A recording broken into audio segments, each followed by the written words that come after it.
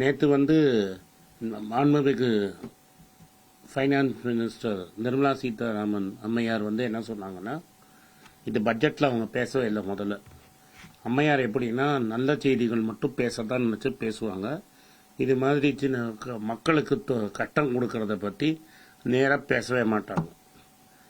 பட்ஜெட்டில் இந்த capital gains டேக்ஸை பற்றி அவங்க பேசலை. பின்னாடி இந்த பேப்பர் ரிலீஸ் ஆன அப்புறம் ஃபைன் பிரிண்ட் அப்படின்னு சொல்லுவோம். பேப்பரை படித்து நம்மளா கற்றுக்கணும். எப்படி அம்மையார் பூண்டு சாப்பிட மாட்டாங்களோ, வெங்காயம் சாப்பிட மாட்டாங்களோ, அது மாதிரி இது மாதிரி விஷயத்தெல்லாம் அவங்க சொல்ல மாட்டாங்க. இவங்க என்ன சொல்கிறாங்கன்னா, இப்போ நீங்கள் தங்கம், வீடு இதெல்லாம் வாங்கி விற்றீங்கன்னா கேபிட்டல் கெயின்ஸு முன்னாடி 20% கட்டின்னு இருந்தீங்க, அதை 12% குறைச்சிருக்கிறாங்க. ஆஹா, அம்மையார் நம்மளுக்காக குறைச்சிருக்காங்கன்னு சந்தோஷப்படுறதுக்கு முன்னாடி ஒரு விஷயம் இருக்குது. இண்டெக்ஸேஷன் அப்படின்னு ஒன்று உண்டு. அந்த இண்டெக்ஸேஷன் பெனிஃபிட்டை மேடம் தூக்கிட்டாங்க. அப்படின்னா என்னன்னா, பணவீக்கம்னு ஒன்று இருக்கு இல்லையா நம்ம ஊரில், அந்த பணவீக்கத்துக்கு ஒரு கன்செஷன் கொடுப்பாங்க.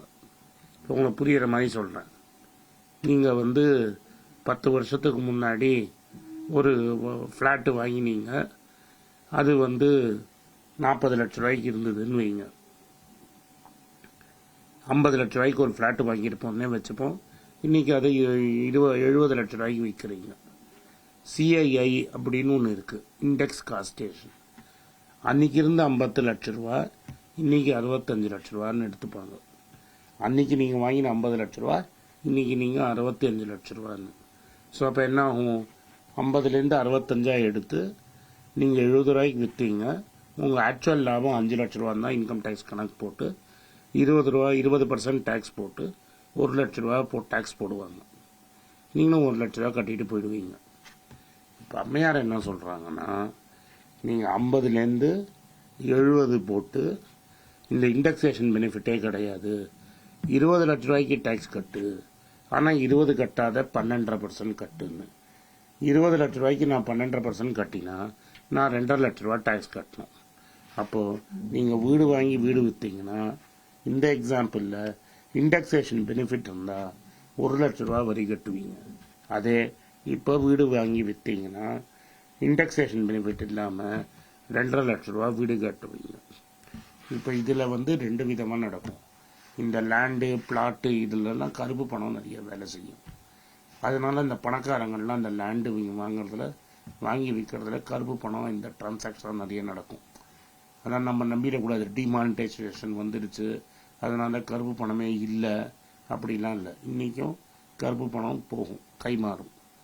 ஆனால் அது லேண்டில் பண்ண முடியும். இப்போ நீங்கள் என்ன பண்ணுவீங்கன்னா, வீட்டை வந்து ஒரு இஎம்ஐ போட்டு வாங்கியிருப்பீங்க, குருவி மாதிரி சேர்த்துருப்பீங்க, ஊர்லேருந்து ட்ரான்ஸ்ஃபர் ஆகிருக்கும். இனிமேல் மெட்ராஸ் பக்கம் சாஃப்ட்வேரில் இருப்பீங்க, ஊருக்கே திரும்பி வரமாட்டீங்க. நம்ம வந்து பூனாவோட போயிட்டோம், பெங்களூரோட போயிட்டோன்னா மெட்ராஸில் வீடை பார்க்க முடியாது. ஒரு 20 லட்ச ரூபா லாபம் வருதுன்னு விற்றீங்கன்னா, முன்னெல்லாம் 1 லட்ச ரூபா டேக்ஸுக்கு பதிலாக இப்போ 2.5 லட்ச ரூபா டேக்ஸ் கட்டணும். உங்களுக்கு கருப்பு பணம்னா ஆப்ஷன் கிடையாது. ஏன்னா கைட்லைன் வேல்யூ இருக்கும். அண்ட் உங்கள்கிட்ட வாங்குறவங்க கூட பேங்க் லோன் தான் எடுத்து வாங்குவான். நீங்கள் 70 லட்ச ரூபா சொன்னீங்கன்னா அவன் ஒரு 10-15 லட்ச ரூபா போட்டுட்டு 55 லட்ச ரூபா கடன் தான் வாங்க போகிறான். உங்கள் பேங்க்லேருந்து அவங்க பேங்க்குக்கு பணம் போகுது. அதனால் உங்களுக்கு கருப்பு பணத்தை வச்சு விற்கிறதுக்கு வாய்ப்பே கிடையாது.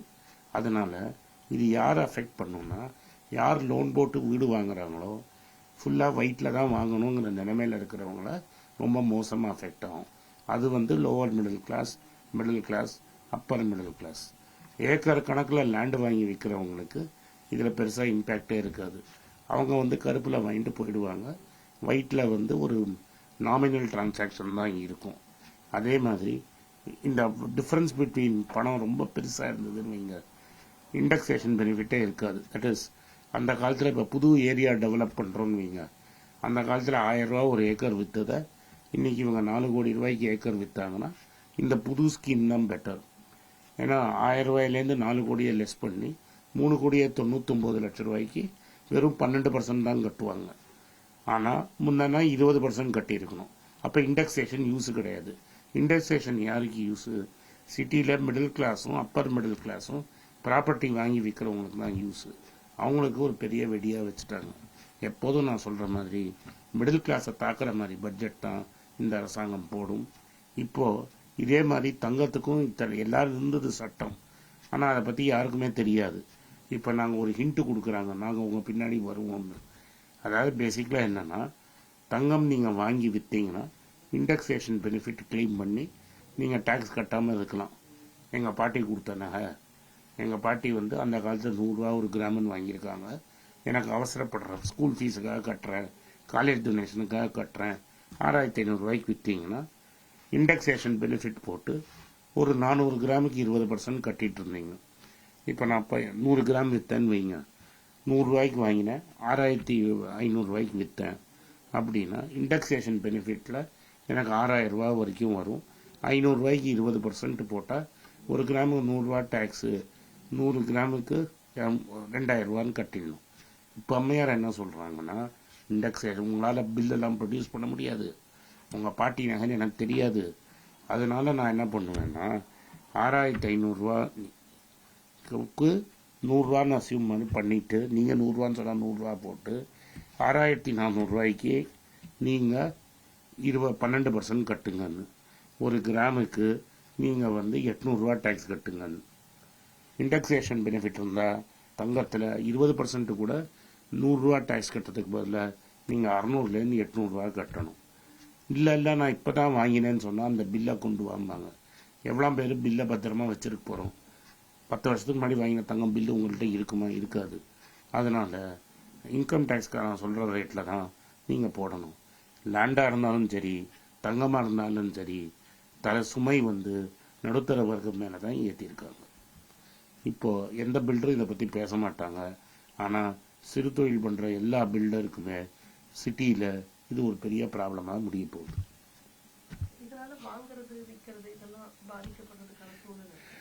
இதனால வந்து வீடு விற்க மாட்டாங்க, பயமாக இருக்கும். எதுக்கு நம்ம இப்படிலாம் டேக்ஸ் கட்டணும்னு. வேறு வழி இல்லாமல் கடன் கட்ட முடியலனால தானே விற்பாங்க. இப்போ விற்று நம்ம பெங்களூரில் வீடு வாங்கணும்னு நினச்சவங்க இதை விற்றா ஒரேடியாக 20 லட்ச ரூபா விற்றானா நம்ம 20 லட்ச ரூபா போட்டு நம்மளுக்கு 12%ன்னு சொல்லி 2.5 லட்ச ரூபா பிடிங்கிடுவாங்கன்னா விற்கிறத பற்றி யோசிப்பாங்க. ஏன்னா இங்கே விற்கிறச்சியும் டேக்ஸு, அங்கே வாங்கிறச்சியும் நீங்கள் ஜிஎஸ்டி கட்டணும், அதுக்கப்புறம் ஒரு டிடிஎஸ் பிடிக்கணும், எல்லாமே ப்ராப்ளமில் போய் முடியும். அதனால் விற்கிறது வாங்கிறது குறையும். மக்கள் வந்து யோசித்து தான் ஃப்ளாட் விற்பாங்க. இந்த மாதிரி சரி சிட்டிக்குள்ளே இருக்குது, வீடு இருக்குது, அதை விற்றுட்டு வெளிநாட்டுக்கு போயிட்டோம், அந்த வீட்டை விற்று பணத்தை எடுத்துக்கலாம்னு நினைக்கிறவங்க கூட, இப்போ நான் வந்து எங்கள் பாட்டி நிலம் வாங்கி எங்கள் தாத்தா காலத்தில் வாங்கின வீடு, நான் மைனாப்பூரில் இருக்கேன், 2 கிரவுண்டு இருக்குது, நான் அமெரிக்கா போயிட்டேன்னு விற்க போனேன்னா நான் ஃபுல் 8 கோடி ரூபாய்க்கு போனால் போகுதுன்னு 50 லட்ச ரூபா கொடுத்துட்டு 7.5 கோடியில் 12% கட்டுனா நிச்சயமாக கட்ட மாட்டாங்க. அதனால் ஒரு திக்லி பாப்புலேட்டட் அஃப்ளூவன்ட் ஏரியாவில் ப்ராப்பர்ட்டி ஷார்ட்டேஜ் கூட வரத்துக்கு வாய்ப்பு இருக்குது.